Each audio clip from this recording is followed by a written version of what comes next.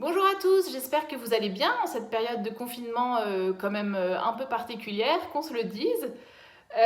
Justement dans ce contexte-là et pour casser un peu la monotonie, on a voulu faire cette première vidéo de trucs et astuces des petites cantines. Donc bienvenue. Donc je suis Thérèse, bénévole aux petites cantines d'Annecy depuis bientôt 2 ans. Et aujourd'hui, je vais vous présenter la recette de la baguette magique. Qui aurait cru un jour que je ferais des baguettes chez moi? Pas moi en tout cas, mais j'ai déjà essayé, c'est testé, approuvé, donc il n'y avait plus qu'à le partager avec vous.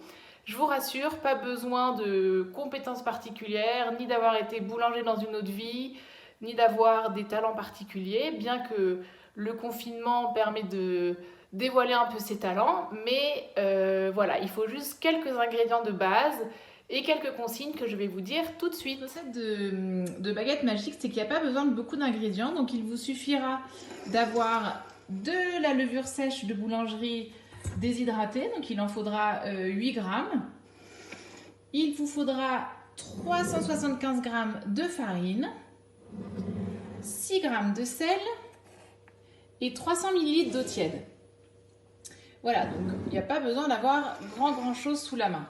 Donc dans un premier temps, on va diluer la levure sèche avec un tout petit peu d'eau tiède. Donc je l'ai déjà fait en avance parce qu'il faut compter 10 minutes le temps que ça gonfle un petit peu.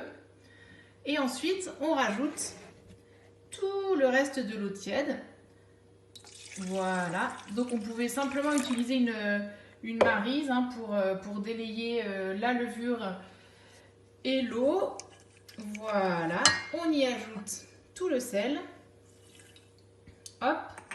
Et enfin, la farine en une fois.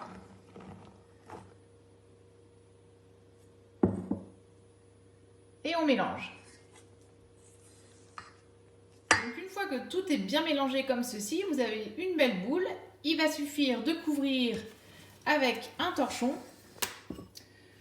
Propre, c'est mieux, hein, soit dit en passant. Et nous allons aller mettre toute cette préparation au four. Alors moi, j'ai la chance d'avoir un four qui a une cuisson, enfin qui a un programme spécial pour la levée des pains.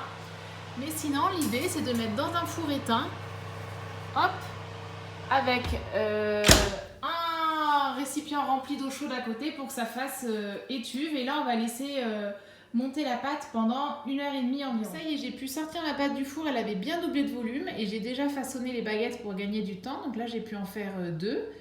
La pâte est très collante, hein, donc on fait comme on peut. Donc là, j'ai fait à peu près une forme de baguette.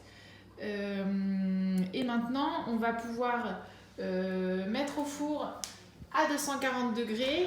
Alors, encore une fois, là, j'ai un four qui a une fonction pain, mais sinon, l'idéal, c'est de favoriser la création de vapeur en mettant de l'eau dans un récipient sous vos baguettes. Hop, et on va enfourner pour 25 minutes. J'ai sorti les baguettes du four et voilà le résultat de nos belles baguettes magiques, prêtes pour le goûter, le petit-déj, le déj, ce qu'on veut. Mais en tout cas, on va tous se régaler, enfin j'espère que de votre côté aussi.